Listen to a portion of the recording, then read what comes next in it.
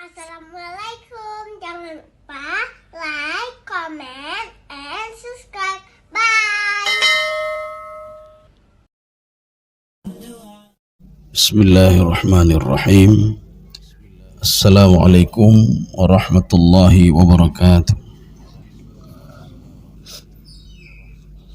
Alhamdulillahi rabbil alamin. Wassalatu wassalamu ala asyrafil anbiya'i wal mursalin wa ala alihi wa ashabihi ajma'in. Raditu billahi rabba wa bil islami dina wa bi Muhammadin nabiyya wa rasulah. Rabbi shrah li sadri wa yassir li amri wahlul 'uqdatam min lisani yafqahu qawli. Allahumma ja'al jam'ana hadha jam'an marhuma wa tafarruqana min ba'dihi tafarruqan ma'suma. Kaum muslimin dan muslimat sidang jamaah subuh yang dirahmati Allah, kita lanjutkan surah Al-Muluk ayat ke-10 ya. Sebelum kita lanjutkan ini, di dalam bahasa Arab, di dalam Al-Quran bahasa Arab, dalam hadis itu ada dua gaya bahasa. Gaya bahasa yang pertama, seseorang menginginkan sesuatu hal yang dia kepingin sekali untuk menjadi seperti itu. Seperti dia berdoa, ya Allah jadikan saya orang-orang muttaqin, jadikan saya orang-orang saleh ya, Pak. Permohonan ini mungkin saja terjadi. Seorang yang berbuat maksiat, kemudian dia minta kepada Allah, dia bertobat untuk menjadi orang yang saleh, menjadi orang muttaqin, itu mungkin. Ini namanya di dalam bahasa Arab, namanya taraji namanya, Pak. Taraji itu memohon sesuatu kepada Allah, bahkan yang tidak mungkin ya. Tidak mungkin begini. Tidak mungkinlah saya ya Allah menjadi orang muttaqin sama seperti mereka-mereka itu ya. Tetapi karena kita terus minta kepada Allah, apa yang tidak mungkin sama Allah? Ini yang pertama namanya taraji, Pak. Yang kedua namanya tamanni. Tamanni itu berangan-angan. Ketika seseorang sudah masuk ke alam barzakh, dia minta kepada Allah, kalau bisa ya Allah, sebentar saja saya kembalikan. Oh, tidak bisa, Pak. Karena ini perjalanan waktu itu terus berjalan, Pak. Jangankan sudah masuk alam barzakh, yang kita lakukan kemarin itu tidak bisa di-attract lagi, Pak. Bahkan yang tadi kita lakukan tidak bisa di-attract ke belakang. Waktu ini terus berjalan. Inilah namanya latar kabunna tabakan am tabak. Kamu akan melalui masa-masa yang masa itu tidak bisa di-attract lagi, Pak. Tidak bisa di-attract lagi. Yang kita lakukan sekarang belum tentu bisa kita lakukan besok. Besok ini ingin lebih baik lagi, belum tentu, Pak. Bisa saja nanti kita meninggal dunia. Bisa saja ketika kita lakukan besok tidak seperti yang kita lakukan pada hari ini. Ini namanya tamanni namanya. Tamanni. Contoh tamanni lain lagi. Ketika seseorang itu sudah ada kelompok dimasukkan ke surga, dimasukkan ke neraka. Kelompok di neraka ngomong begini, fahal ila khurujim min sabil. Ya Allah, ada jalan keluar enggak dari neraka ini? Ini tamanni namanya. Memang tidak ada jalan keluar, tidak bisa keluar. Dari mana kita tahu tidak bisa keluar dari neraka? La tubqi wa la tadhar. Manusia itu ketika dibakar tidak disisakan sedikit pun, baik itu tanah atau apapun, wala tadhar, dan tidak dibiarkan keluar oleh Allah dari neraka kecuali dengan izin Allah Subhanahu wa taala. Sehebat apapun nabi kita nyoba, sehebat apapun malaikat Jibril itu, sehebat apapun anak kita, anak saleh itu, tidak bisa mengeluarkan orang tuanya dari neraka kecuali dengan izin Allah Subhanahu wa taala. Makanya Abu Lahab anaknya hebat sekali, Pak. Anak Abu Lahab 3 orang anak saleh. Memang satu lagi tamadar, kalau di dalam tafsir Sawi dikatakan tamadar famata kufran. Dia mati dalam keadaan kafir. Tapi 3 anaknya ini yang lain itu masuk Islam ketika Fatu Mekah. Tetapi sebelumnya sudah diberitahukan oleh Allah, ma aghna anhu maluhu wa ma kasab. Harta kamu tidak bisa menolongmu. Anak-anakmu yang saleh sehebat apapun dia tidak bisa menolongmu, kata Allah. Ya, Pak. Kenapa? Karena Abu Lahab sudah syirik kepada Allah Subhanahu wa taala. Maka tidak ada lain obat syirik, Pak, kecuali kekal di dalam neraka atau ada izin dari Allah untuk bisa keluar dari neraka itu.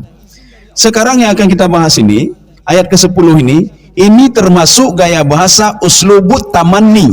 sesuatu hal yang mustahil, ya Pak. Ini suatu hal yang mustahil. Ini ucapan ini diucapkan oleh orang yang akan dimasukkan ke dalam neraka. Ini ucapannya seperti ini. Ini seperti ada seorang tidak mau belajar ya Pak. Ketika tinggal kelas, apa kata dia? Kalau seandainya saya belajar, saya nggak seperti ini. Ya Pak. Kalau seandainya saya buat begini, maka tidak akan seperti ini. Nah, ini ucapan mereka sekarang. A'udzubillahi minasyaitonirrajim. Bismillahirrahmanirrahim. Wa qalu law kunna nasma'u aw naqilu ma kunna fi ashabis sa'ir. Ini sekarang kita bagi-bagi tiga dulu supaya mudah kita terjemahkan. Yang pertama, wa qalu law kunna nasma'u. Ya, coba diterjemahkan.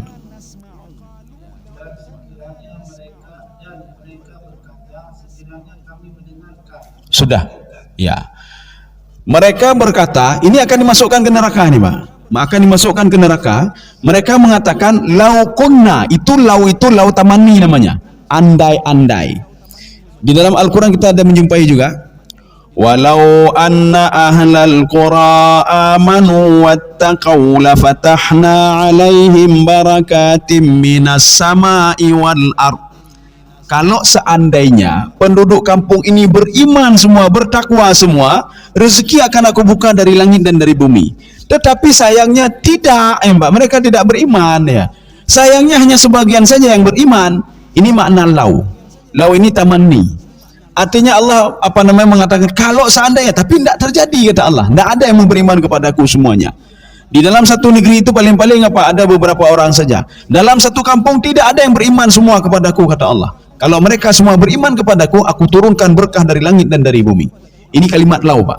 Ini lau begitu juga. Kalau seandainya, makna seandainya Pak, tidak pernah terjadi hal ini Pak. Ya, tidak pernah terjadi hal ini.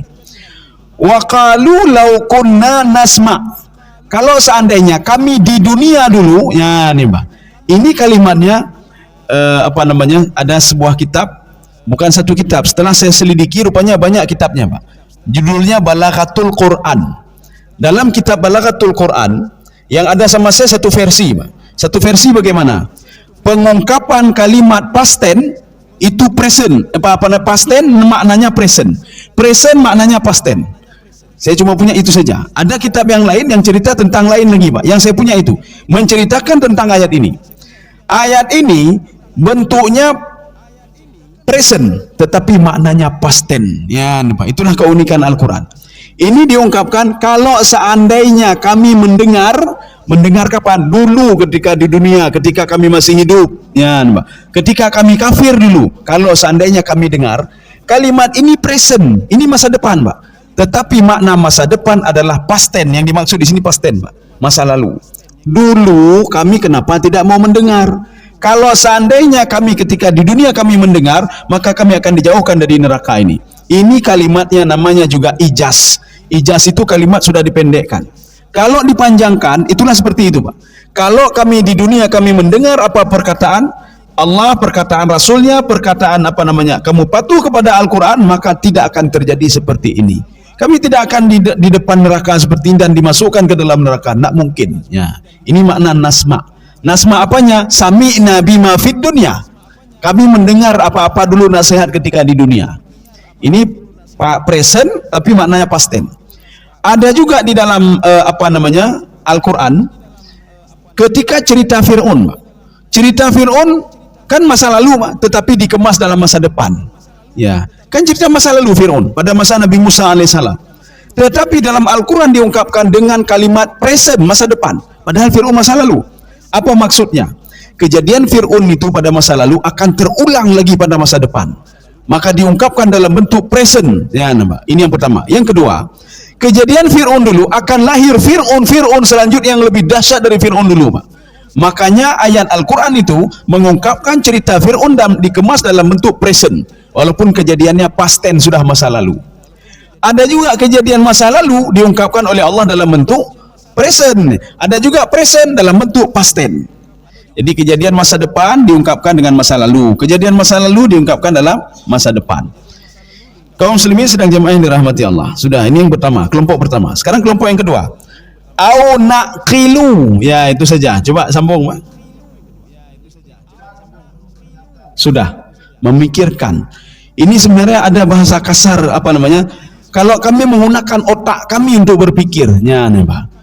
Kalau kami di dunia, yang pertama tadi sudah, kami mau mendengar Al-Quran, mendengar apa namanya ajakan-ajakan, mendengar Rasulullah, mendengar firman Allah, kami patuh kepada ini, kami mendengar ajakan untuk beribadah dan lain sebagainya, ajakan untuk meninggalkan patung dan lain sebagainya, atau naqilu, kami pakai otak kami, ya Mbak. Atau kami pakai otak kami. Kalau kami pakai otak kami, maka kami tidak akan seperti ini. Jadi makanya kita pada ayat yang sebelumnya kan sudah kita terangkan, Mbak. Wazayyan apa?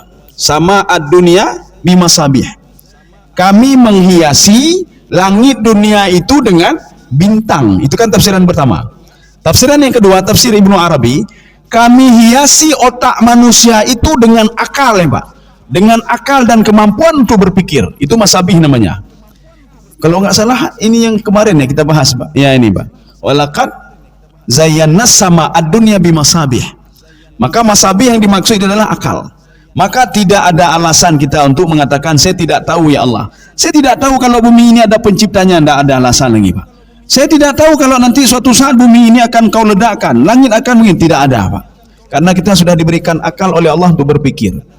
Makanya di dalam Al-Quran itu, afala yanzuruna ilal ibili kaifa khuliqat. Kalimat nazara bukan melihat dengan mata, tidak. Apakah mereka tidak melakukan penelitian? Itu penelitian namanya, Pak. Nazara itu penelitian. Tidakkah mereka melakukan penelitian terhadap langit? Penelitian terhadap onta. Kenapa air bisa naik ke atas padahal sifat air itu turun ke bawah? Di onta itu, kita kalau minum air kan begitu juga, semua di perut berkumpul, ya Pak. Ini di onta tidak. Air yang diminum berkumpul di punuknya semuanya di atas. Maka Allah katakan lakukan penelitian sama onta. Kenapa dia bisa seperti itu? Kalau di dalam tafsir Ibnu Abbas bahkan lebih dahsyat dari itu lagi, Pak. Ibnu Abbas menafsirkan afala yanzuruna ilal ibili kaifa khuliqat. Lakukan penelitian kenapa air itu bisa dinaikkan oleh Allah ke awan dan dia tidak bisa jatuh. Kenapa bisa diikat oleh awan? Yang awan itu sangat lemah sekali, Pak. Kenapa bisa seperti itu? Maka mengajak manusia untuk berpikir dengan akalnya. Tetapi manusia tidak mau menggunakan akalnya, Pak. Mereka punya akal tetapi tidak mempergunakan akalnya. Walaqad dzara'na li jahannama katsiran minal jinni wal ins lahum qulub. Mereka punya hati, mereka punya mata, mereka punya telinga tapi tidak mau menggunakannya. Ulaika kal an'am. Allah mengatakan mereka seperti yang berkaki empat, kata Allah. Sudah punya akal, sudah punya mata, sudah punya telinga tapi seperti binatang juga, kata Allah Subhanahu wa taala.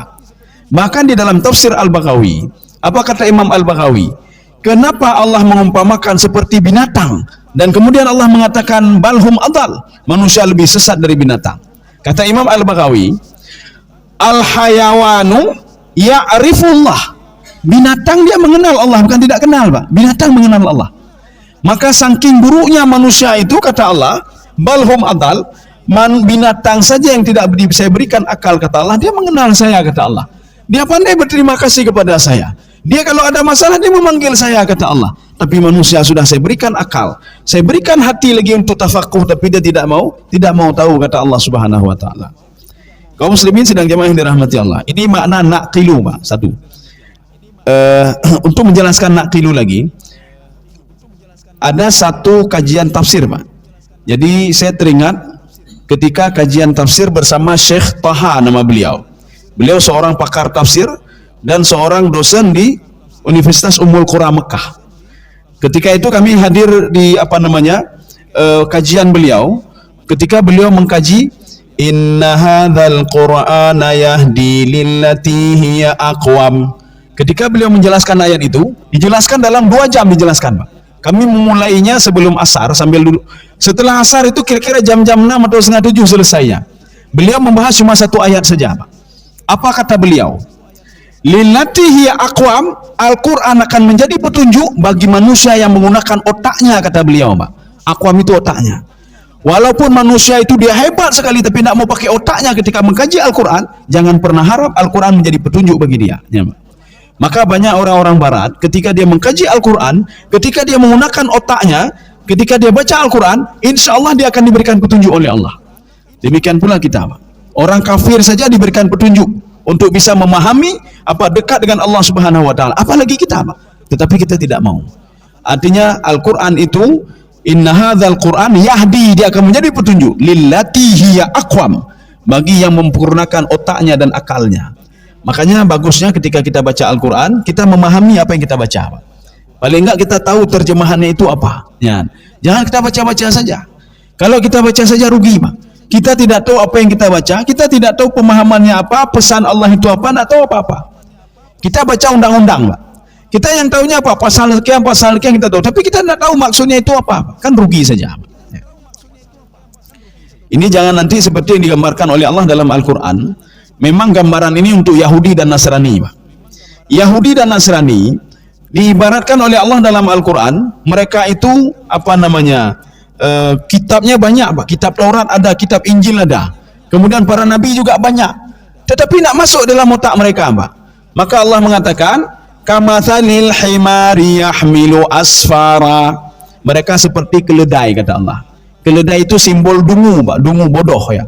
Maka ketika Allah ngomong seperti itu, berarti Allah mengatakan orang yang selalu berjalan dengan kitab, dia banyak kitab, tapi nak tahu dia apa isinya itu seperti keledai, kata Allah. Ulaika kal an'am, kamathalil himari yahmilu asfara, seperti keledai yang membawa kitab di atasnya. Kitabnya banyak, tapi dia tidak tahu isi kitabnya. Kita hindari hal-hal seperti itu. Paling enggak kita tahu sedikit, kita mengamalkan. Kita tahu sedikit, kita mengamalkan. Dalam hadis Rasulullah, man amila bima alima, barang siapa yang mengamalkan ilmu walaupun sedikit yang dia ketahui, Pak. Yang diketahui, oh rupanya saya selama ini salah rupanya. Bagaimana salah? Ketika ruku, kita ngomong sami Allahu liman hamidah. Itu salah, keliru, Pak. Bukan sami Allah yang betul, sami Allahu liman hamidah. Tidak ada sami Allah, ya, Pak. Tidak ada sami on, ya, Pak. Yang ada sami on, ya, mendengar artinya. Sami Allahu liman hamidah, Allah mendengar Allah mendengar puji-pujian makhluknya, puji-pujian hambanya. Sami Allahu liman hamidah. Tapi kalau sami Allah, tidak ada arti apa artinya, Pak. Sami Allah, apa sami'ah, Pak? Ya. Sami Allahu liman hamidah, tidak ada. Sami Allahu liman hamidah. Dia mengamalkan itu. Besok dia amalkan lagi. Oh rupanya bukan alhamdulillah, yang betul alhamdulillah, ya, Pak. Dengan hak, bukan dengan hak. Kalau dengan hak artinya celakalah Allah, laknatlah Allah. Gimana kita melaknat Allah Subhanahu wa taala, ya, Pak? Kaum muslimin sidang jamaah yang dirahmati Allah Subhanahu wa taala. Ini yang kedua. Sekarang yang ketiga. Ma kunna fi ashabis sa'ir. Ya, coba dibaca.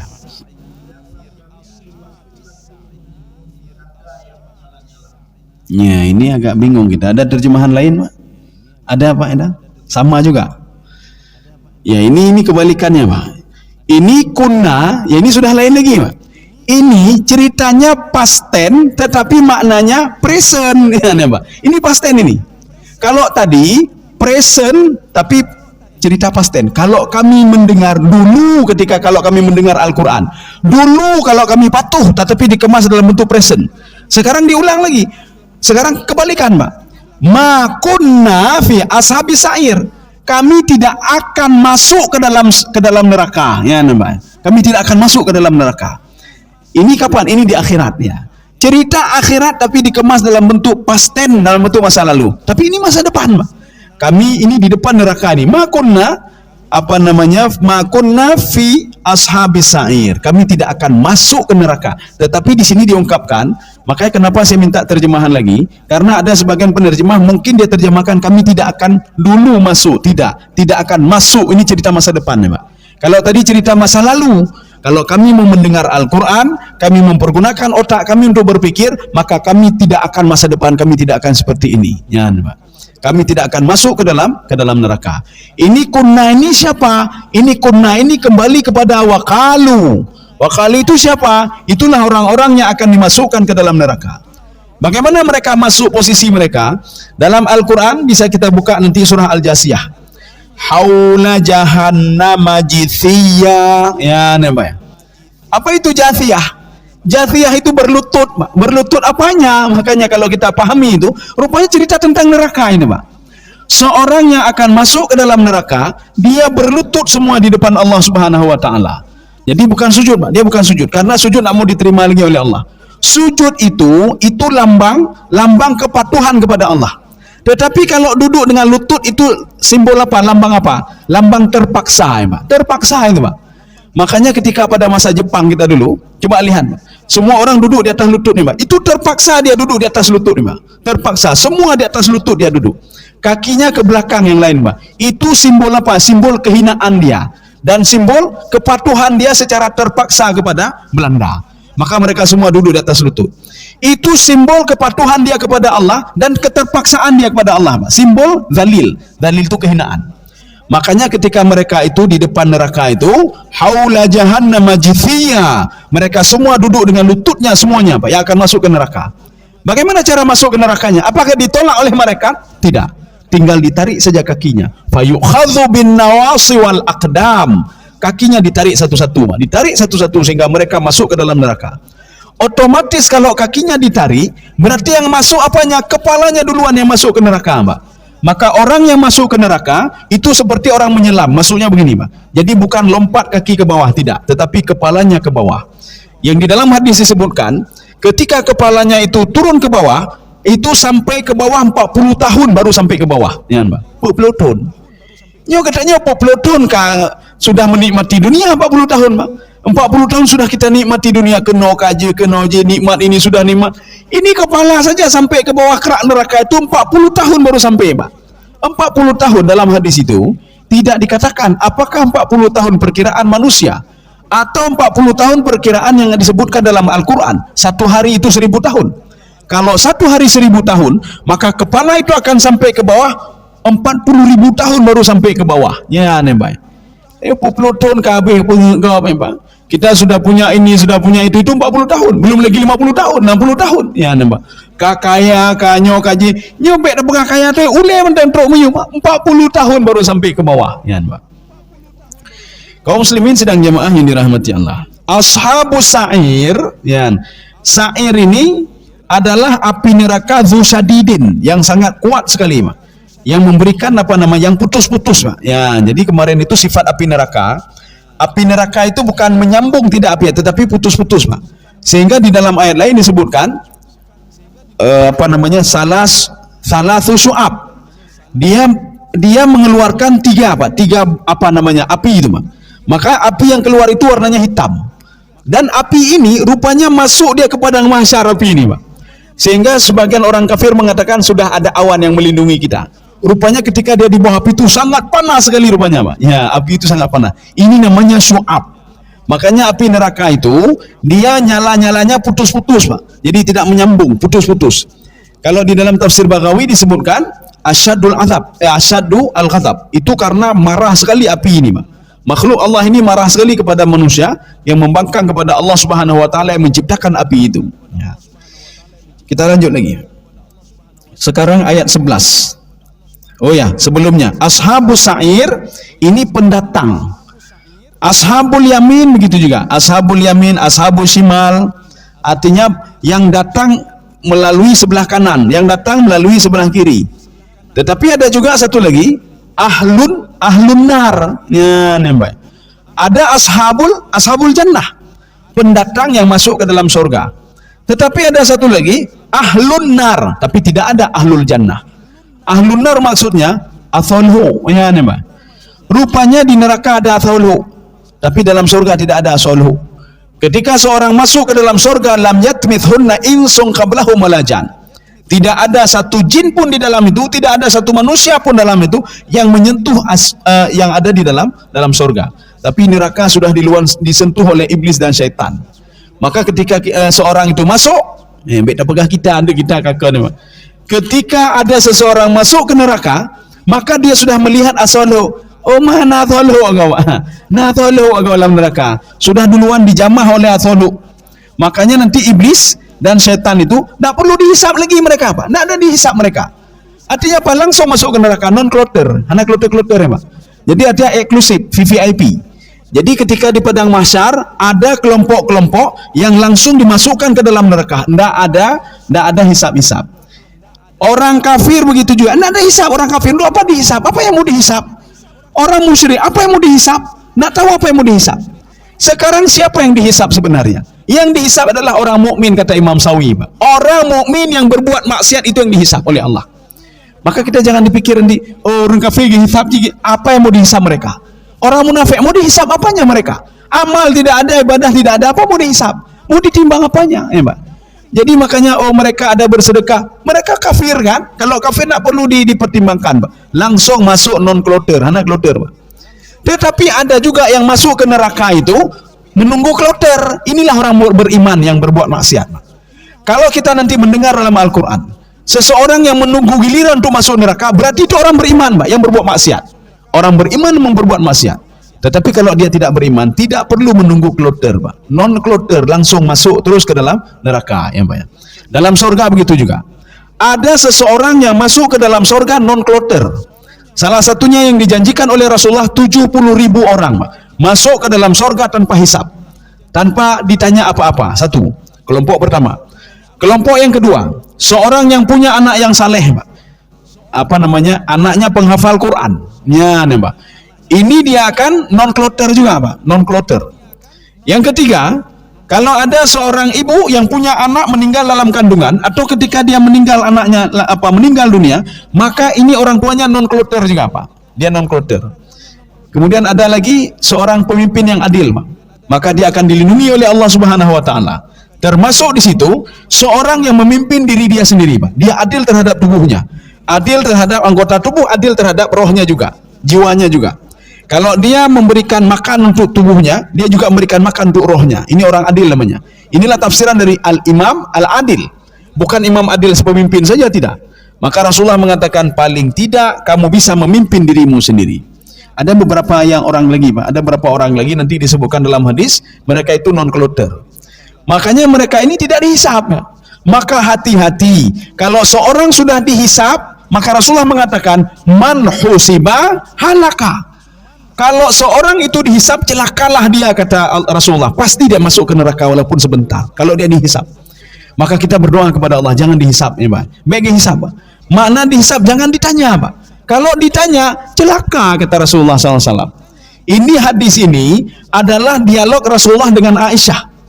Ketika Aisyah mengatakan, ya Rasulullah, fasawfa yuhasabu hisab yasira. Bukankah orang-orang mukmin itu dihisab dengan hisab yang cepat sekali, ya Rasulullah? Ya, Pak. Betul, maksud dihisab itu mereka itu tanpa ditanya-tanya apa-apa lagi orang beriman. Hanya tanya yang lain, Pak. Tidak ditanya lagi. Jadi mereka menerima catatan mereka, kemudian langsung masuk ke dalam surga. Tetapi kalau ditanya oleh Allah, kemana umurmu? Kenapa begini? Nyianya kepala, Pak. Kalau sudah ditanya, paling enggak dia harus transit dulu di neraka sebentar. Transit dulu, Pak. Ya. Nanti ada yang transit 1 jam, seperti di Jeddah, Pak. Ini di Jeddah dan transit 12 jam, Pak. Ini transit 20 jam, Pak. Kita ingin berangkat, padahal perjalanan kita kan dekat sebentar lagi, Pak. Sebentar lagi akan sampai 1 jam lagi. Cuma transit di Jeddah itu sampai 12 jam. 12 jam. Putar pubuk 12 jam dengan transit ini, Pak. Jadi artinya ada yang transit sebentar, ada yang masuk ke neraka cuma sebentar, ada yang puluhan tahun, ada yang ribuan tahun, kemudian setelah itu dia keluar. Ini untuk siapa ini? Maka hisab itu untuk al-mu'min al-asi, seorang mukmin yang berbuat maksiat. Dia yakin kepada Allah tapi bermasalah dengan Allah Subhanahu wa taala. Maka dimasukkan ke neraka untuk apa? Untuk membersihkan hatinya. Ini seperti orang bakhil, ya. Orang kredit, orang bakhil itu tidak ada cara lain, Pak. Dia harus transit dulu di neraka, Pak. Walaupun ibadahnya hebat sekali. Dia ahli tahajud, dia ahli ahli tahajud, ahli salat sunnah, ahli witir dan lain sebagainya. Tetapi karena dia bakhil, Allah mengatakan kepada sorga, tidak boleh masuk ke dalam sorga orang bakhil. Orang bakhil tidak boleh masuk. Maka untuk menghilangkan bakhilnya, maka dibakar dulu di dalam neraka, Pak, untuk menghilangkan sifat-sifat bakhilnya. Maka sebelum dibakar oleh Allah, di dunia kita bakar dulu bakhil ini, Pak. Bagaimana cara menghilangkan bakhil ini? Maka Rasulullah SAW mengajarkan kita, banyaklah bersedekah. Bersedekahlah kalian. Dengan bersedekah itu akan menghilangkan sifat bakhil kalian. Karena sedekah itu ada 3, Pak. Ada 3 keunggulan. Yang pertama, membersihkan diri, Pak. Draw dapat Pak. Yang kedua, membersihkan harta kita. Supaya apa? Supaya berkah harta itu walaupun cuma sedikit. Ya. Kita kan bukan mengharap apa namanya, tapi kan keberkahan kita harap. Untuk apa banyak tapi hanya manfaat. Yang ketiga, dengan kita bersedekah, kita dapat bonus doa dari mereka, Pak. Bonus doa, Pak. Ya, Pak. Kita kasih sedekah sedikit tapi dia berdoa, ya Allah bejirah hurungnya, ya Allah. Kita tidak tahu, Pak. Mungkin dari sekian pengemis, dari sekian orang miskin, dari sekian anak yatim yang kita berikan sedekah, mungkin ada satu doa mereka yang dikabulkan oleh Allah Subhanahu wa taala. Ya Allah, nepejiuh dengku dari neraka, ya Allah nepejiuh dari urung bro akai, ya Allah, dikabulkan mungkin doa kita, Pak. Itulah apa bonusnya orang yang bersedekah. 3 sekaligus manfaat yang dia dapat dari bersedekah. Kaum muslimin sedang jemaah yang dirahmati Allah. Sekarang kita lanjut. Ini satu ayat lagi, Pak. Fa'tarafu bidzambihim fasuhqan li ashabis sa'ir. Coba dibaca, Pak. Sudah. Mereka mengakui dosa mereka. Ini fa sababiyah. Fa sababiyah namanya. Karena ada fa sababiyah, ada fa taqib, kemudian ada fa jawab, ya, Pak. Ini fa sababiyah. Maknanya apa? Dengan sebab mereka diberdirikan di depan neraka, mereka mengakui dosa semuanya. Dia akui, Pak. Kenapa mengakui? Karena mereka sudah di depan neraka, Pak. Mereka sudah enggak tahu mau buat apa lagi. Akhirnya mereka mengakui. Alah, anak tak akui pi cukup jerah pi no cit, Pak. Lebih baik tak akui le juga deh, Pak. Makanya keunikannya, seorang tidak dimasukkan ke dalam neraka sebelum dia mengakui dosa-dosanya. Maka coba lihat dalam Al-Qur'an.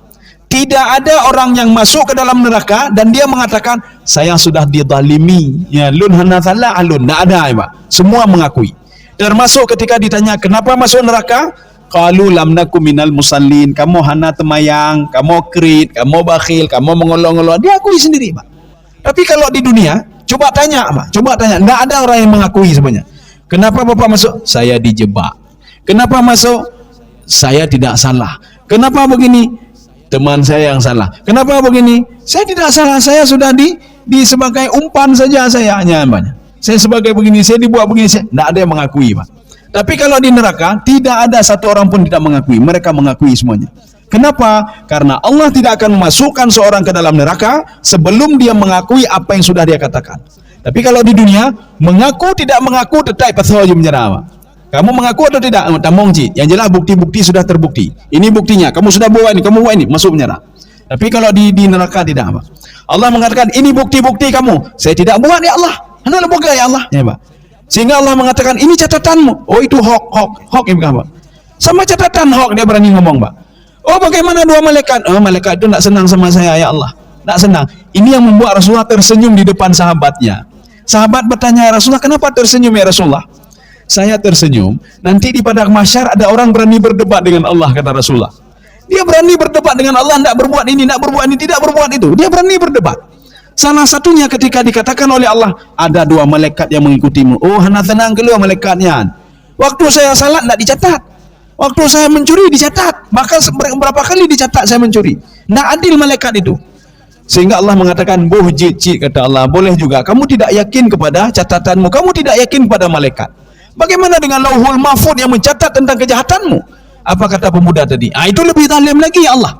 Saya belum masuk neraka, lauhul mahfud sudah mencatat saya penduduk neraka. Tidak percaya saya lauhul mahfud itu. Sekarang kamu percaya siapa, kata Allah? Saya percaya diri saya sendiri, ya Allah. Buh kajit, kata Allah. Yauma idzin tuhadditsu akhbaraha. Saya akan minta pertanggungjawaban sama anggota tubuhmu. Maka anggota tubuh itu bisa berbicara, Pak. Kalau kita lihat berbicara bagaimana? Apakah ada mulut di tangan ini? Berbicaranya seseorang itu tidak mesti dengan mulut, Pak. Bicara bisa dengan mulut, bisa dengan isyarat, bisa dengan simbol, Pak. Simbol itu juga ngomong. Kita kalau nanti lewat ada apa namanya lampu merah itu kan isyarat, Pak. Isyarat nanti hidup, hijau boleh jalan, kuning hati-hati, merah berhenti. Walaupun katanya untuk golam hijau kuning mentang kuning kagak ada, Pak. Mentang kuning kagak ada, Pak. Maknanya apa? Isyarat ya, siap-siap ya. Gini kon siap-siap deh ketuk ujungnya ini, Pak. Ya, Pak. Ini artinya apa? Lampu merah itu berbicara, Pak. Tidak dengan mulut dia ngomong, Pak, tapi dengan isyarat. Ada juga nanti ada tiang di situ tertulis apa? P5, nyan, dilarang parkir. Kita tahu, oh ini memberikan sinyal dilarang parkir. Artinya simbol tadi ngomong ke kita, Pak. Seperti kendaraan roda 2 menghidupkan lampu sen sebelah kanan. Artinya apa? Dia ingin ngomong, saya mau belok kanan ya. Tetapi dia tidak ngomong, diberikan isyarat saja, Pak. Demikianlah anggota tubuh ini. Dia nanti akan ngomong dengan Allah, tapi bagaimana ngomongnya Allah alam bisawab. Yang jelas ngomong itu tidak mesti dengan mulut, Pak. Tidak mesti dengan mulut. Jadi bisa saja dengan isyarat. Maka tangan ini dia mengakui semuanya di depan Allah Subhanahu wa taala. Sehingga apa? Yang punya tangan tadi dia ngomong, "Kenapa kamu mengakuinya?" Dijawab oleh tangan, "Antakanallahu alladzi antaka kulla syai'." Saya bisa ngomong karena yang menciptakan saya sudah mengajak saya untuk berdialog. Di sana, Pak. Mengajak saya berdialog. Masa saya makhluknya tidak mau dapat diajak dialog oleh Allah? Maka saya mengakui apa yang saya lakukan di dunia dulu. Kalau saya mencuri, maka saya akui saya mencuri. Kalau saya melihat maksiat, saya akui saya melihat maksiat. Kalau saya pergi ke tempat maksiat, saya akui kalau saya pergi ke tempat maksiat. Maka semua anggota tubuh ini mengakui dosanya. Sehingga pemuda tadi akan masuk ke neraka. Apa kata dia? Halaka anni sultania. Habislah hujah saya. Tidak bisa berhujah lagi. Saya akui dosa saya. Kalau demikian masuk ke neraka sekarang. Ya, Pak. Artinya masuknya seorang ke dalam neraka setelah dia mengakui dosa-dosanya.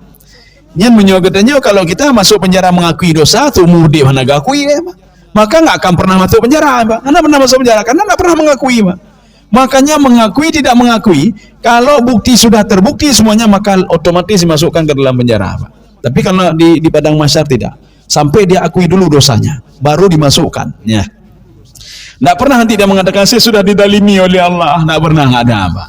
Saya didalimi oleh dua malaikat, tidak ada juga. Lun kai pengut, paling-paling dia berdebat dengan Allah. Dia mengatakan ini yang menginikan saya, ya Allah. Saya akui saya bersalah, ya Allah. Saya tidak salat. Saya akui saya tidak salah, tapi gara-gara iblis, ya Allah. Ya, imudawadu. Iblis ngomong, jangan kamu salahkan saya. Kamu salahkan dirimu sendiri. Kok salah saya? Saya kan cuma mengajak saja, ya, Mbak. Saya mengajak, saya tidak memaksa kamu untuk berbuat maksiat. Kita lanjut sedikit lagi, Mbak. Fa'tarafu bitambihim. Ini walaupun bitambihim, zambun itu satu dosa. Ini namanya majas mursal alakah juz'iyah. Menyebutkan satu dosa untuk mewakili dosa-dosa yang lain. Cukup dengan mata saja bersaksi kalau dia berdosa, sudah ada syarat seorang masuk ke neraka, Pak. Cukup mata saja. Tak perlu diungkapkan, lu berdosa cik, enggak perlu, Pak. Cukup satu dosa saja menyeret seseorang untuk masuk ke dalam neraka. Ini makna bizambihim, Pak. Ini ba'ilsak namanya. Ba'ilsak itu apa? Seorang ketika dia berbuat dosa, dosa akan terus mendampingi dia, Pak. Ya, nah hati-hati kita, Pak. Hari ini kita berbuat maksiat, dosa itu terus mengikuti kita, nggak bisa lepas-lepas lagi. Ini ba'ilsak namanya, nggak bisa lepas-lepas lagi, Pak. Bagaimana melepaskannya? Cara melepaskannya banyaklah istighfar. Cara melepaskannya, mengakuilah dosa kepada Allah, maka itu akan terlepas sedikit-sedikit terlepas, Pak. Seperti air hitam di dalam gelas, Pak. Kita sudah masukkan hari ini tinta hitam masukkan, besok lagi masukkan tinta hitam. Akhirnya gelas ini penuh dengan hitam pekat, Pak. Bagaimana caranya? Coi putih. Hari ini tuang sedikitnya, besok tuang sedikit, besok tuang sedikit. 30 hari kita tuang, itu yang hitam tadi sudah putih kembali, Pak. Jadi kalau kita buang ini nggak bisa juga, ya nggak bisa juga. Maka sedikit-sedikit. Demikian pula dengan dosa, Pak. Hari ini kita hilangkan sedikit, hari ini istighfar sedikit. Jangan kita tambah lagi. Kalau tambah lagi makin berat itu, makin berat terus, makin hitam terus dia. Ya. Ini bitambihim sebenarnya bidhunubihim dengan dosa mereka. Tetapi diungkapkan satu dosa saja sudah cukup untuk kamu masuk ke neraka. Satu dosa saja sudah cukup kamu dihisapnya. Maka jangan pernah remehkan dosa kecil, Pak. Sekecil apapun dosa kita lebih bekna ada saubutnya, Pak. Beda pegang ala dosa haji ubud yang dosa ubud. Besok kita buat lagi, besok buat lagi. Dengan dosa kecil itu sudah ada jaminan kita untuk masuk ke neraka, Pak. Maka kita bertobatlah, minta maaflah kepada Allah sekecil apapun dosa kita. Fasuhqan li ashabis sa'ir. Ya, coba ini yang terakhir.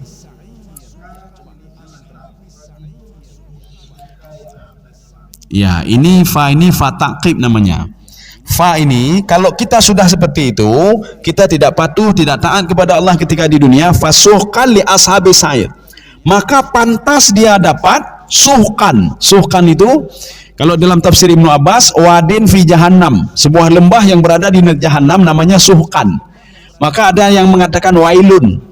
Maka tidak ada neraka wel, tidak ada neraka suhqan, Pak. Wel itu adalah lembah di neraka. Kalau ada yang mengartikan neraka wel lah dia, maka itu keliru. Wel itu lembah di neraka. Suhqan itu lembah di neraka. Maka Allah ingin mengatakan celakalah mereka, atau lembah neraka itu lebih berhak untuk mereka, kata Allah. Ini fa taqib. Maka ketika dia berada di depan neraka, tidak ada cara lain kecuali dia harus masuk ke situ dulu. Kenapa? Dulu dia tidak patuh, dia tidak taat kepadaku, kata Allah. Fasuhkan li ashabis sa'ir. Maka celakalah. Atau suhkan. Kalau celakalah itu tafsiran di Ibnu Katsir. Beliau mengatakan tafsiran Imam Jalalain, celakalah mereka. Sudah sepantasnya mereka masuk ke dalam neraka. Kalau tafsir Ibnu Abbas, maka lembah neraka itu lebih cocok pantas seperti orang seperti ini. Ya. Di ashabi as-sa'ir, untuk penghuni pendatang masuk ke dalam neraka. Saya rasa cukup sekian. Mudah-mudahan ada manfaatnya bagi saya sendiri dan jemaah sekalian. Subhanakallah bihamdika, asyhadu an la ilaha illa anta, astaghfiruka wa atubu ilaik. Assalamualaikum warahmatullahi wabarakatuh. Terima kasih.